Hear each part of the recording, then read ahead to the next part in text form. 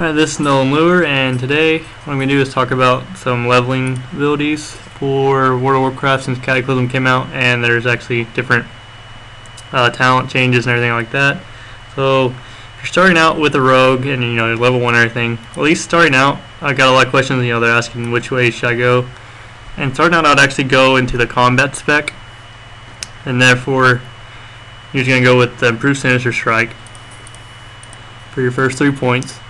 And then depending on when you get recuperate, I still would go improve just because of the fact that you're going to take less damage. And then, let's see, you are going to want to do, or aggression, just the fact that you're going to do more damage. Because the better damage the better, or well, more damage the better. And then, you could do improved sprint, but you're never going to use for leveling. Silences maybe, but even if they're casting, you're going to kick to interrupt, so it's kind of pointless. So your best bet to go into the slice and dice if you use slice and dice a lot, which most people actually do. So you cheap shot, and then you do the sin strike, pop slice and dice, or eviscerate. And then actually right here is where I would stop, and then I'd actually transfer over to sub. Once you're able to lock out or get into hemorrhage, I wouldn't even worry about leveling as combat anymore, because now sub's actually going to be your best way to go. So go ahead and unlearn everything you have, and then that's when you want to go to your sub tree. Now if you're going to level a sub directly, I would just go ahead and start with improved ambush. That's your first 3. And then you can kind of choose between Night Stalker or Relentless, but I like Relentless just because you get your energy back. And then stay away from Waylay. It's going to be kind of pointless for the most part until you can actually spec into it for later on. And then you're going to have Initiative, which is really good. I would definitely go your 2 points there for your next tier. Just get your initiative up. That way when you open, you have your ambush, you have extra combo point, and then you're actually doing a 3-point eviscerate right off the bat. So you ambush, eviscerate. And then next one, I would actually do your opportunity because it's going to increase your damage on everything. So those 3 would fill out, and then that's when you unlock your hemorrhage. And this is really good for you do your ambush, then you can hemorrhage, and then you can eviscerate, or hemorrhage, eviscerate, and then they should be pretty much dead for the most part as far as leveling go. And then go to find weakness. It's going to increase your damage, of course, with ambush and more. And then your next bet, I would actually, if you can, let's go ahead and fill out all of energetic recovery as you level through.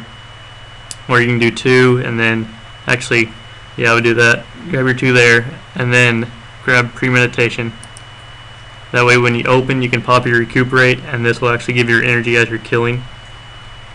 So the way you do that, and I'll show you here in just a second. And then next point would be energetic recovery again, and then you're going to get 2 more points, which then you can kind of choose what you want to go with. So Relentless Strikes, and then fill out your Night Stalker if you want. Get this one, Sanguinary Vein. It's really good because if what you do is you're going to get the glyph. Let me show you why. Because anytime you put a bleed on, you're going to get 10% more damage on that target. So you can just open with ambush, pop a hemorrhage, and that'll automatically put your bleed up. So therefore they're going to get 10% more damage from everything you do. So Sanguinary Vein. Next one, Course Preparation. That's a given. And Honor Among Thieves I really like for leveling. Not so much PvP, but leveling wise it's really, really good. Because as soon as you open, you're going to get that extra point for making your ambush even bigger. Or well, your eviscerate I should say. You'll ambush actually get 4 combo points instead of 3. And then, so you just put 2 there for now. And then next points that you get on the next tier is Slaughter from the Shadows. And what I do is I don't spec into Serrated Blades because I don't ever rupture because of my glyph of hemorrhage. So therefore I already have my bleed up anyway for my Sanguinary Vein. And I would put the next point here into Honor Among Thieves. And then you're still going to have 1 more point left over, which you should. This is pretty much just because of leveling purposes. I like to use Elusiveness just to reduce my cooldown on Blind and Cloak of Shadows, of course, just for when stuff happens and you might need to get away. And then you can grab your Shadow Dance. And then, pretty much, now that you're going to have, right now I only have 5 since I'm 80, but I'll go into the rest of it. Improve Recuperate is going to be really, really good, because you're going to take less damage while you have it up. Yep. And then I would actually go over to deadly momentum. So actually, before you go into improve recuperate, go ahead and spec your deadly momentum, and then get your improve recuperate. Because what's good about deadly momentum, so you get your target, you pop your premeditation, you hit your recuperate, kill that target really quick, and then boom, your deadly momentum, so therefore your recuperate keeps going, and then you can just pull a big mob and keep getting healed while you're just, spamming your hemo and eviscerates all day. And then you're still getting healed, so you don't have to actually worry about stopping and eating food, so it's really great setup. And then next, you just want to kind of pick between what you want to go with.